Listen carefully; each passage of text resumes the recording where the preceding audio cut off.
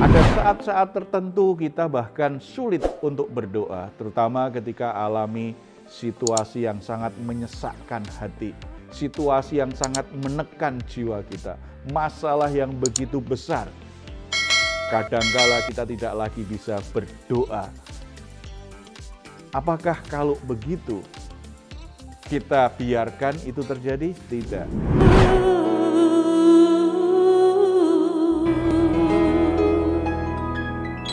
Salam, God Lover yang dikasih oleh Tuhan, senang boleh berjumpa kembali dalam program Raise and God malam hari ini bersama Diaspora TV.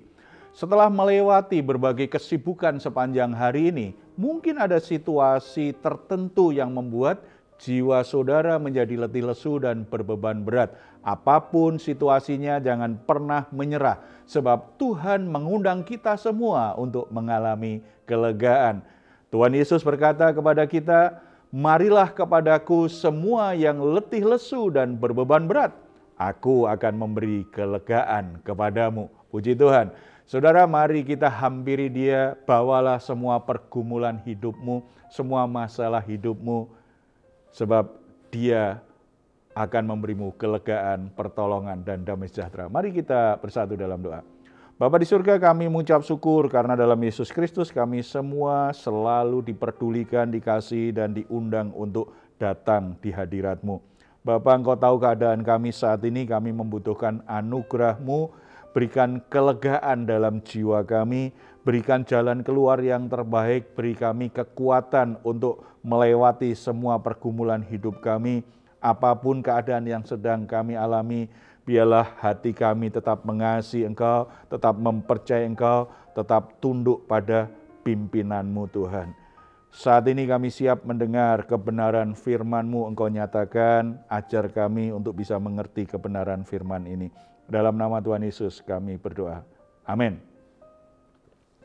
Saudara-saudara yang dikasihi oleh Tuhan, tentu saja setiap orang Kristen itu bisa berdoa, bahkan doa itu menjadi gaya hidup. Ada orang bilang itu seperti nafas, setiap hari berdoa. Tetapi apakah semua doa-doa kita sesuai kehendak Tuhan? Ternyata tidak. Ada saat-saat tertentu kita bahkan sulit untuk berdoa, terutama ketika alami situasi yang sangat menyesakkan hati, situasi yang sangat menekan jiwa kita, masalah yang begitu besar. Kadangkala kita tidak lagi bisa berdoa. Apakah kalau begitu kita biarkan itu terjadi? Tidak.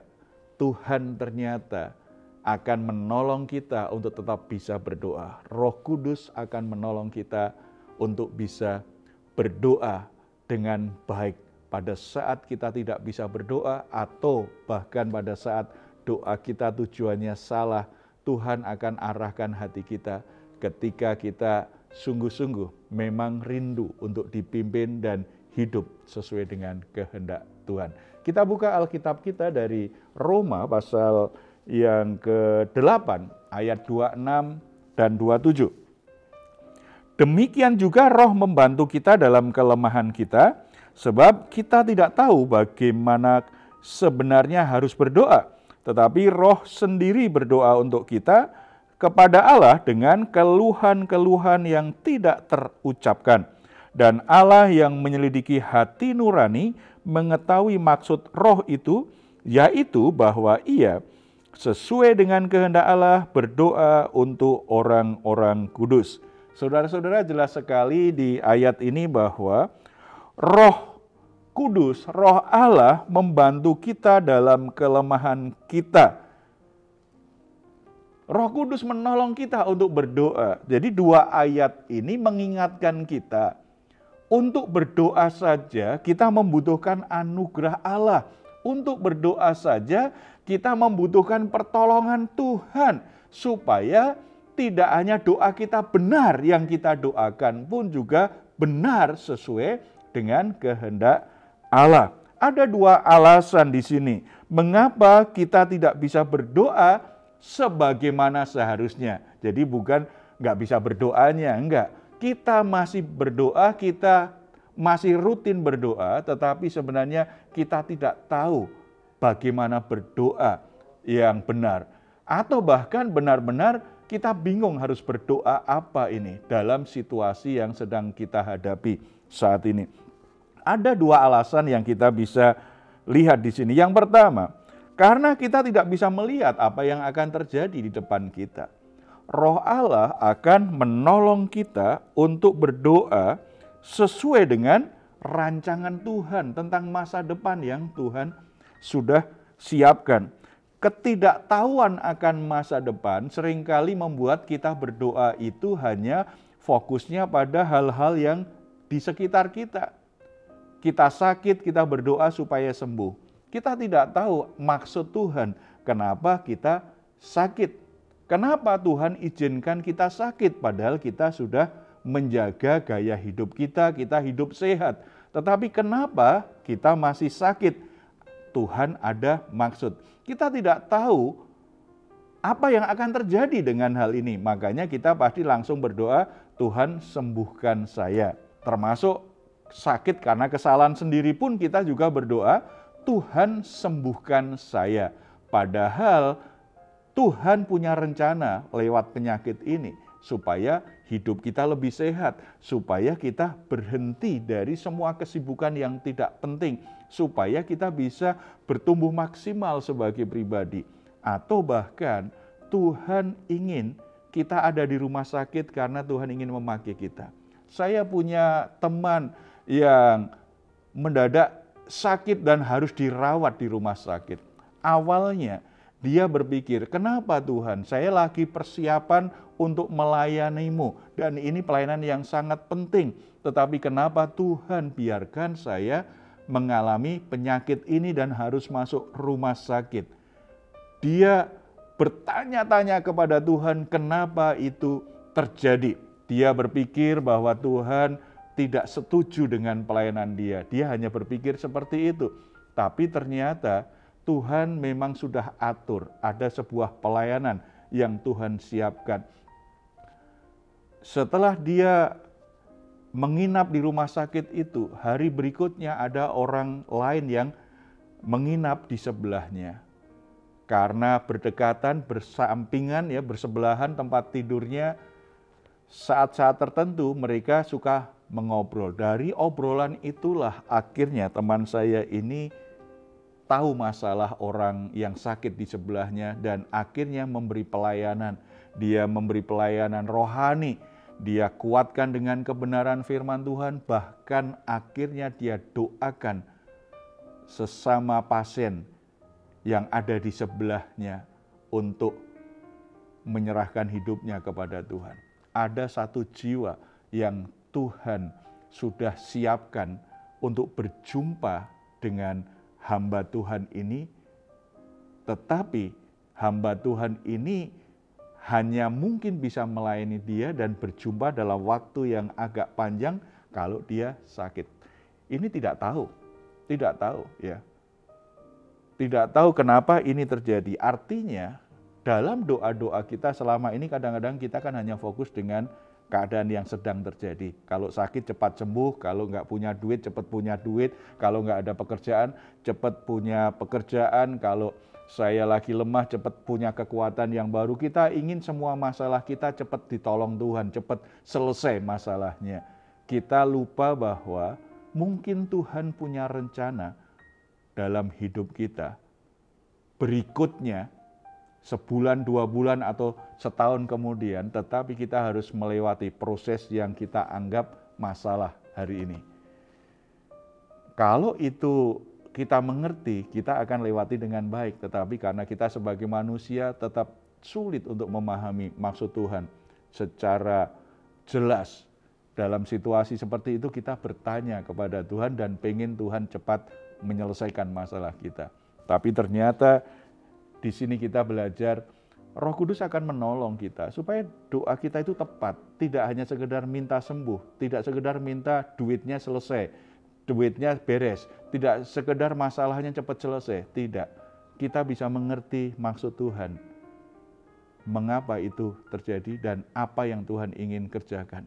Bagaimana Tuhan siapkan kita untuk kedepannya. Kita bisa mengerti. Jadi alasan pertama itu. Alasan yang kedua, dalam setiap situasi yang terjadi, kita tidak tahu sebenarnya apa yang terbaik untuk kita doakan. Kita hanya pengen nggak sakit, kita hanya pengen nggak kesulitan cara ekonomi, kita nggak ingin kita sedih hati, kita nggak ingin hidup kita menderita, kita nggak ingin kita punya masalah, kita ingin semuanya baik-baik saja, kita sehat-sehat saja, semuanya tercukupi dengan baik, hubungan kita dengan semua orang juga baik-baik saja. Kita nggak suka itu semua, makanya doa kita biasanya hanya fokus Tuhan cepat selesaikan masalahnya. Kita tidak tahu yang terbaik itu seperti apa.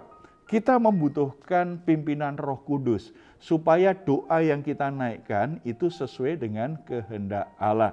Sebab kalau tidak sesuai dengan kehendak Allah, walaupun kita berdoa berjam-jam, Tuhan tidak menjawabnya karena doa kita tidak sesuai dengan kehendaknya.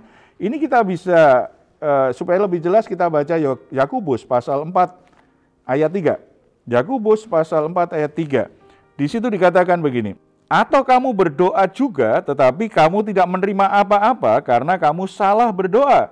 Sebab yang kamu minta itu hendak kamu habiskan untuk memuaskan hawa nafsumu. Tuhan berkata, karena kamu berdoa tidak sesuai kehendakku, makanya aku tidak menjawabnya. Roh Kudus menolong kita supaya doa-doa kita itu doa selaras dengan kehendak Tuhan. Yang terbaik untuk kita.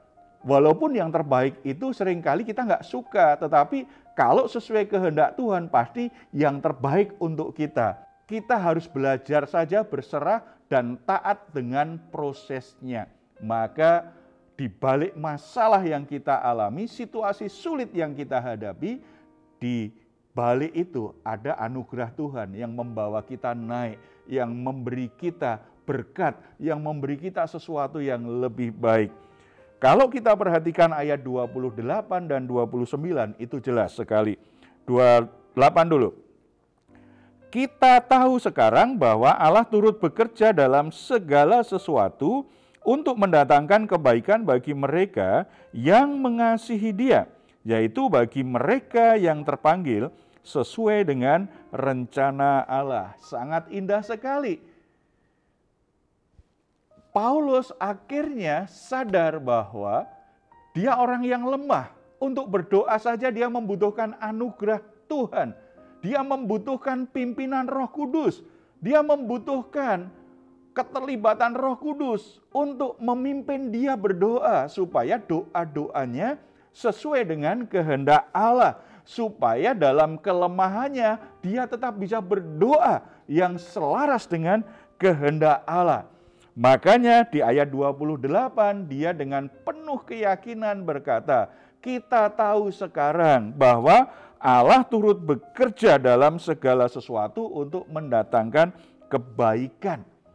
Fokus saja hidupmu mengasihi Dia, hidup dalam rencananya. Apapun yang terjadi, Allah tidak pernah tinggalkan kita, Allah tetap bekerja. Dan ketika Allah tetap bekerja, dalam ketidaktahuan kita hanya bisa berdoa, tetapi kebaikanlah yang akan kita alami. Karena kalau Allah turut bekerja, hasilnya adalah membawa kebaikan dalam hidup kita. Tetapi jangan dipahami kebaikan itu berarti hanya memberi keuntungan lebih banyak untuk saya, memberi jabatan lebih tinggi untuk saya, memberi kesenangan lebih banyak, kenikmatan lebih banyak. Semuanya hanya untuk kepuasan pribadi, apalagi kepuasan nafsu kedagingan kita. Bukan, kebaikan yang paling utama yang Tuhan ingin tekankan lewat proses itu ada di ayat 29. Sebab semua orang yang dipilihnya dari semula, mereka juga ditentukannya dari semula untuk menjadi serupa dengan gambaran anaknya. Supaya ia, anaknya itu, menjadi yang sulung di antara banyak saudara. Jadi dari sini kita bisa simpulkan bahwa apapun keadaanmu saat ini, saudara mesti berdoa. Tetapi dalam doamu harus sesuai dengan kehendak Allah. Nah, kita sulit untuk mengerti kehendak Allah ketika kita lagi sakit, ketika kita lagi sakit hati, ketika kita sedang terluka, ketika kita sedang dipojokkan, ketika kita sedang terpuruk, ketika kita sedang dicampakkan, ketika situasinya sangat berat bagi kita. Kita akan sulit berdoa untuk selaras dengan kehendak Allah. Yang kita doakan pasti ingin cepat lepas, cepat bebas dari hal-hal yang menyakitkan dan berat tersebut. Kita membutuhkan Roh Kudus menolong kita untuk berdoa. Apalagi kalau terkait dengan rencana Tuhan di depan. Kita membutuhkan pimpinan Roh Kudus untuk bisa berdoa sesuai dengan kehendak Allah. Nah, kalau kita mau ikutin prosesnya, kita berserah, kita taat dengan proses Tuhan, kita mengikuti apa yang sedang Tuhan kerjakan, percayalah hasilnya adalah kebaikan dalam hidupmu, bagi masa depanmu, dan akhirnya hidupmu menyatakan kemuliaan Allah yang luar biasa. Dalam proses itulah Roh Kudus lebih lanjut akan memperbaharui karaktermu, mengubah karaktermu, supaya lewat proses itu karaktermu semakin serupa dengan Yesus Kristus. Oleh sebab itu jangan menyerah apapun yang terjadi. Biarlah Roh Kudus menolongmu menaikkan doa yang sesuai dengan kehendak Bapa. Kita bersatu dalam doa. Bapa di surga, kami ucap syukur karena Engkau tidak pernah meninggalkan kami sedikit pun, bahkan ketika kami bingung dengan keadaan kami, untuk berdoa saja kami tidak mampu. Anugerah-Mu tetap tersedia bagi kami. Roh Kudus mengajarkan kepada kami untuk mengungkapkan keluhan-keluhan yang mengarahkan hati kami untuk percaya akan rencana Tuhan, untuk bisa mengikuti kehendak Tuhan. Ketika kami dalam situasi yang sangat berat, Tuhan tetap bekerja, dan Engkau tegaskan hari ini, kalau Engkau ikut bekerja, maka kebaikan-kebaikan Tuhan akan berikan. Bagian kami adalah tetap mengasihi-Mu, tetap hidup dalam rencana-Mu. Bapa, hamba-Mu berdoa untuk saudara-saudara yang saat ini sedang diperhadapkan situasi seperti ini. Mereka bingung dengan masalahnya. Mereka tidak bisa berdoa lagi. Mereka kehilangan arah.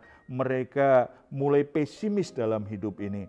Roh Kudus, Engkau jamah hati mereka, kebenaran firman Tuhan kiranya memperbaharui dan memerdekakan mereka. Mereka kembali percaya bahwa Tuhan tetap bersama dengan mereka. Masalah yang sedang mereka alami itu hanya bagian dari proses untuk mengubah karakter mereka serupa dengan Kristus. Dan mereka tetap yakin kebaikan Allah ada di dalamnya. Bahkan ketika proses penderitaan itu berlangsung dan akhirnya selesai, kebaikan demi kebaikan akan mereka alami. Hidup mereka semakin memancarkan karya Tuhan yang sangat indah. Terima kasih Bapa. Nama-Mu dipuji, dimuliakan senantiasa dalam nama Tuhan Yesus. Amin. Saudara-saudara, jika saat ini saudara sedang mengalami pergumulan atau keluarga saudara, pekerjaan saudara juga sedang dalam pergumulan, saudara membutuhkan dukungan doa, di layar saudara ada nomor telepon yang bisa saudara hubungi. Tim doa kami akan mendukung saudara dalam doa. Silahkan jika saudara juga ingin memberikan komentar, tuliskan di ruang komentar yang ada di channel Diaspora TV.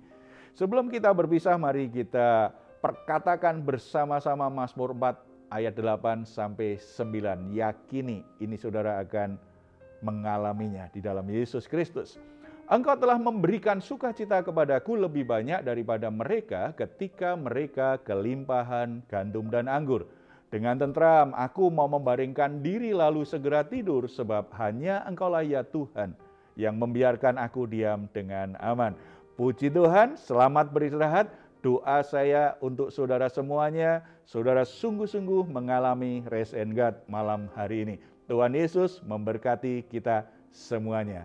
Shalom. Hatiku